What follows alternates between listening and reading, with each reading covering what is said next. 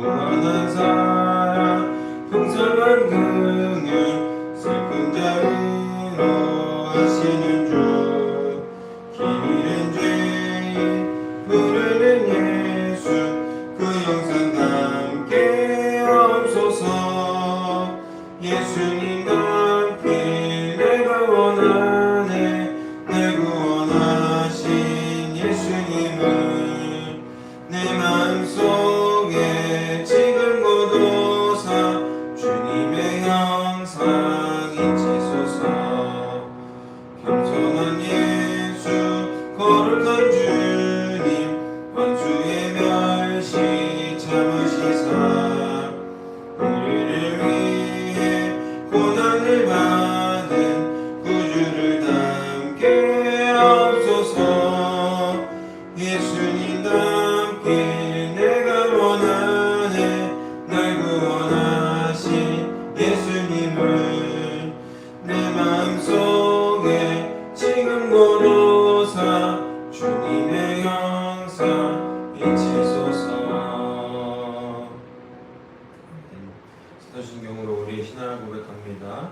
나는 전능하신 아버지 하나님 천지의 창조주를 믿습니다.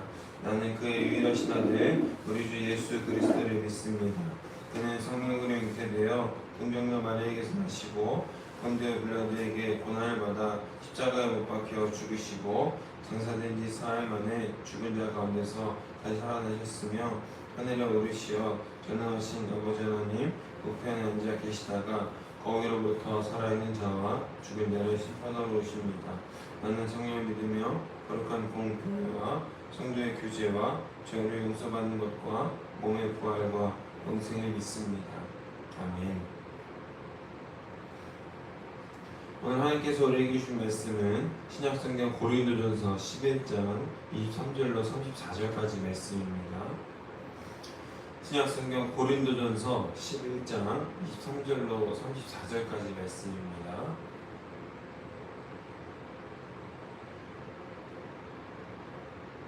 다 찾으신 줄로 믿고 한 목소리로 하나님 말씀을 받도록 하겠습니다.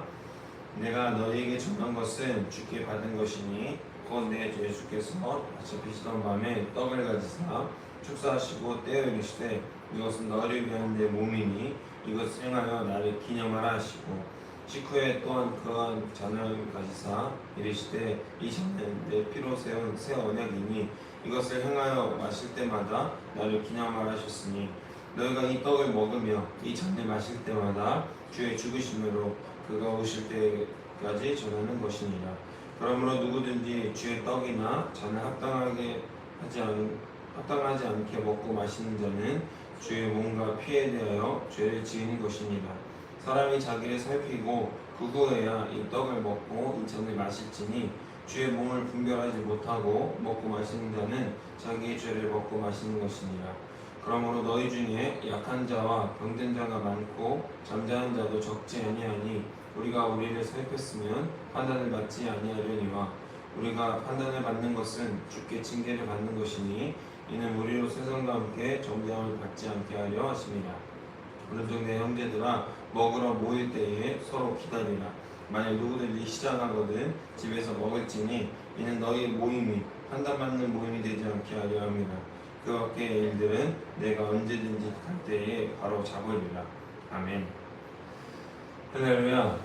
오늘 말씀의 제목은 주의 몸을 분별하여 서로 기다리라라는 말씀의 제목으로 여러분들과 함께 기억하는 말씀을 읽어봅니다.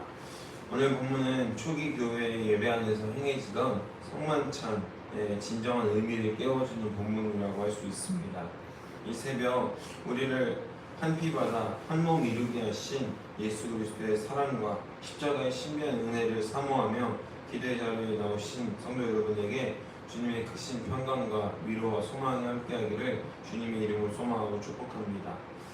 교회가 세상 공동체와 가장 구별되고 거룩한 또한 신비로운 의식이 있다면 그것은 바로 성찬식일 것입니다. 떡과 잔을 나누며 우리는 예수 그리스도의 십자가 대속의 은혜를 온몸으로 경험하게 됩니다. 초기 고린도 교회에서는 예배 때마다 성도들이 각자 음식을 가져와 함께 먹는 애찬과 성찬이 결합한 주의 만찬이 열렸습니다. 그런데 이 가장 거룩해야 할 성찬의 자리가 고린도 교회 안에서는 오히려 분열과 상처의 자리가 되고 말았습니다. 당시 고린도 교회는 시간적 여유가 있는 부유한 자들이 먼저 와서 자신들이 가져온 좋은 음식을 배불리 먹고 취하는 동안 생업을 마치고 늦게 도착한 가난한 종들과 노동자들은 빈손으로 굶주려야 했다는 것이죠. 십자가에 평당한 은혜가 선포되어야 할 교회라는 곳에서 또한 주님의 몸된 피와 몸을 나누는 그 귀한 성만찬의 자리에서 세상의 빈부격차가 그대로 들어와서 형제들 가운데에서 부끄럽게 만들고 상처를 일으켰다라는 것이죠.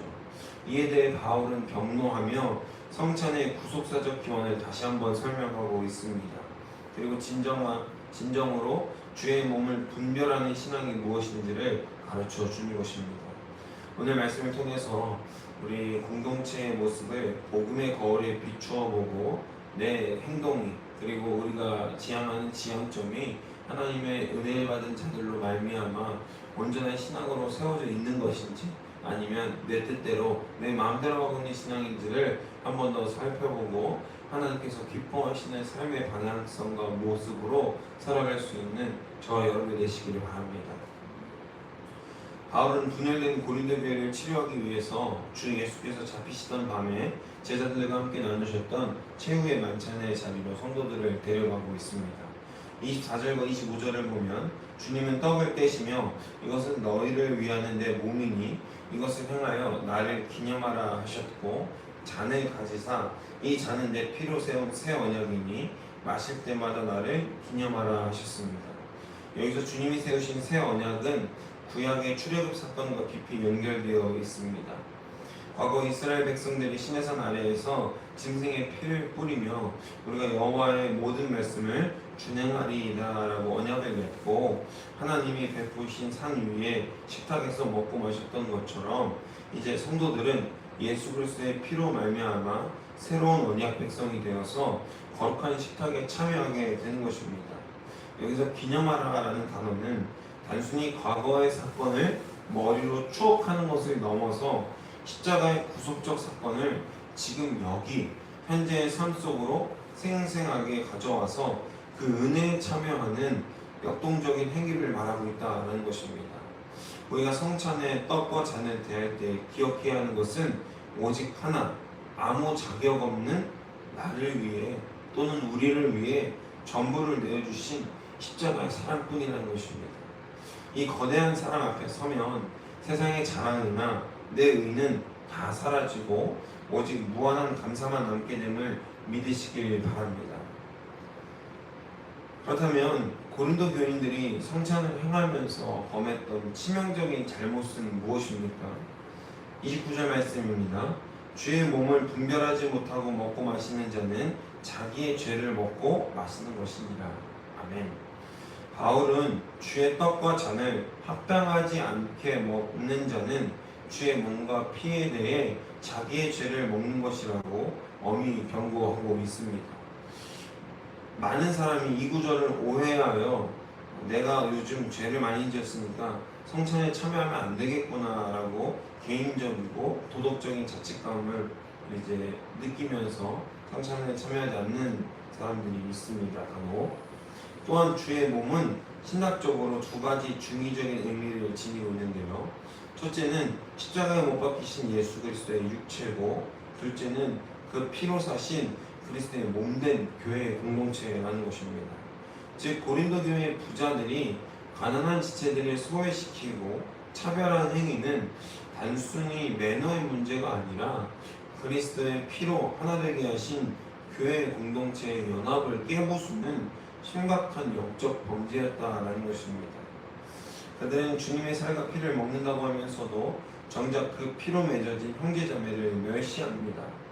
바울은 이 영적 분별력 상실이 얼마나 무서운지 이로 인해 공동체 안에서 영역 간의 약한 자와 병든 자, 심지어 죽는 자까지 생기는 하나님의 징계가 임했다라고 경고하고 있습니다. 오늘날에도 교회에서 심심치 않게 또는 사회에서 그리스도인이라고 하는 자들이 여전히 사람들을 차별하고 내 마음에 내 뜻에 맞는 사람들끼리만 그룹으로 뭉쳐서 끼리끼리라고 하죠. 그 그룹들이 뭉쳐서 교회 안에서도 차별하고 또 세상 모임 가운데서도 그리스도인이라고 하면서도 내가 교회 다닌다라고 다 알려져 있는 사람임에도 불구하고 끼리끼리 모여서 사람들을 차별하고 전혀 그리스도인 같지 않은 모습으로 삶을 살아가고 있는 모습들을 우리는 종종 확인할 수 있습니다. 많이 확인할 수 있죠. 여러분, 이것이 얼마나 잘못된 것인지 이제 깨달아야 된다는 것입니다. 사람들을 소외시키고 교회를 분열시키는 일, 그것은 내 신앙이 올바로 서 있다라고 착각하기 이전에 지금의 우리의 신앙의 모습이 하나님이 기뻐하시는 것인가 기뻐하시지 않는 것인가를 먼저 분별할 수 있는 자들이 되기를 주님의 이름으로 소망하고 축복합니다. 그 분별의 능력은 어디서 옵니까? 기도함으로 얻을 수 있고 말씀 읽음으로 얻을 수 있다는 것입니다. 우리의 행동이 영적 분별력이 있어서 교회 안에서의 약한 자와 병든 자가 되지 말고 위로주는 자, 또 세워주는 자가 되어서 교회를 더 연합하게 하고 분열시키는 것보다 더 사랑하고 더 낮아짐으로 말미암아 교회를 주의 몸과 함께 연합하는 거룩한 장소로 또 거룩한 시간으로 보낼 수 있기를 다시 한번 주님의 이름으로 소망하고 축복합니다. 바울은 이 심각한 예배의 무질서와 분열에 대해서 아주 실제적이고 복음적인 결론을 제시하고 있죠. 오늘 본문의 33절의 말씀을 함께 읽어보겠습니다. 눈으로 따라오십시오. 그런즉 형제들아 먹으러 모일 때에 서로 기다리라. 아멘. 중요한 담론입니다. 굉장히 뭔가 중요하고 엄청난 비법이 있을 것 같죠. 교회를 하나로 뭉치게 하고 또 교회가 연합하게 되는 것은요, 엄청난 담론이 필요할 것 같습니다. 그러나 간결하고 짧은 것이 좋죠. 해결책은요, 기다리는 것이었습니다. 거창한 토론이나 서로에 대한 논리를 존중해주고 그 논리를 받아들이고 그 논리에 대해서 토론하고 이렇게 하는 것보다도 서로 기다리는 것, 그것이 바로 해결책이라는 겁니다. 늦게 오는 가난한 종들과 노동자 형제들이 도착할 때까지 배고픔을 참고 나의 특권과 자유를 유보하며 그들을 기다려주는 것, 그것이 바로 교회를 연합하게 하고 한 몸 공동체로서 하나님 기뻐하시는 공동체로 세워지는 첫걸음이었다는 것입니다. 첫걸음이자 완성이라는 것이죠. 만약 배고픔을 참지 못하겠거든 차라리 모이기 전에 집에서 먼저 먹고 오라고 권면합니다. 교회의 모임은 내 배를 채우는 자리가 아니라 형제를 배려하고 세워주는 사랑의 자리이기 때문에 그렇습니다. 지금은 그렇지 않지만 예전에 제가 훨씬 더 많이 먹었을 때, 식사량이 많았을 때는요, 어떤 신방을 하거나 모임이 있으면 그 모임에 가기 전에 먼저 밥을 먹고 갔습니다. 1차적으로 집에서 뭐 라면을 먹는다든지 아니면 간식, 뭐 빵 같은 걸 좀 배로 채우고 가서 모임을 진행했던 적이 있습니다. 왜냐면 내가 먹는 거, 또 내 배, 내가 만족할 수 있을 때까지 배에 우겨 넣는 것이 그 모임에 하등 도움이 되지 않는다는 것을 깨달았기 때문에 그렇죠. 그러니까 제 양이 예를 들면 공깃밥 5공기를 먹는 사람이다. 그러면은 공깃밥 3공기를 먼저 집에서 먹고 모임에서는 2공기를 먹는, 먼저 2공기를 먹는 것도 참 많이 먹는 거죠. 그런데 그 5공기를 먹는 것보다는 내가 먼저 3공기를 먹고 모임에 와서 2공기를 먹으면 그 교제하는 것, 그것이 훨씬 더 공동체를 위해서 여러모로 보기 좋다. 그렇다라는 것이죠. 우리 삶의 자리에서 다른 지체들을 얼마나 깊이 배려하고 또 그들을 기다려주고 있습니까? 내 신앙의 속도, 또한 내 기준, 내 생각을 앞세워서, 내 논리를 앞세워서 믿음이 연약하거나 삶의 무게에 짓눌려 뒤처진 그 지체들을 향해서 왜 이렇게밖에 신앙생활을 못하냐, 왜 더 못 따라오냐라고 쉽게 판단하고 정죄하지는 않습니까? 신앙의 깊은 성숙은 우리의 똑똑함을 자랑하는 것이 아니라 연약한 지체의 걸음에 내 걸음을 맞추어서 기꺼이 기다려주는 사랑에서 증명되는 것입니다. 가장 충격적인 이야기는 목회자가 단상에서 아무 거리낌 없이 주의 성수해야 된다. 그리고 주일날 어쩔 수 없이 생계로 인해서 예배 처소에 나오지 못하는 그 안타깝고 연약한 지체들을 향하여서 정죄하고 판단하며 주의 성수를 해야지 왜 예배를 못 나오냐. 세상의 일에 빠져서 물질과 재물 때문에 교회 못 나온 것이다라고 쉽게 판단하고 정죄하는 목회자들을 저는 종종 보아왔습니다. 아주 못되고 아주 교만한 모습이라고 할 수 있죠. 자본주의 사회에서 정말 그것이 그 하루 출근하지 않는 것으로 인해서 얼마나 많은 손해를 보고 있는데 그 손해를 보고 감수하고 예배 자리에 나온 그들에게 한 달에 2번 정도밖에 출석할 수 없는 그 상황 가운데에서 그 상황을 안타까워하고 중보하고 기도하기는커녕 설교 단상에서 하나님의 은혜가 선포되어야 되고 하나님의 복임이 선포되어야 되는 이 자리에서 그들을 정죄하고 설교랍시고 그들을 판단하는 그 근거가 되면 안 된다라는 것이죠. 예배를 2번밖에 나올 수 없는 그들, 예배를 한 달에 한 번을 무조건 빠져야 하는 그들을 긍휼히 여기고 또한 불쌍히 여겨서 그들의 삶의 모습과 직책이 또 삶의 방향성이 하나님 예배하는데 부족함이 없는 예배로 또 물질의 축복이 임하게 해달라고 그 성도를 위해서 그 지체를 위해서 기도해 줘야 된다는 것입니다. 긍휼히 여겨줘야 한다는 것이죠. 십자가에서 우리를 끝까지 참아주고 기다려주신 십자가 사랑, 예수 그리스도의 그 온전한 사랑이 우리를 만약 기다려주지 않았다면 아마 우리는 지금 당장 지옥에 빠져도 이상하지 않을 여전한 죄인들일 것입니다.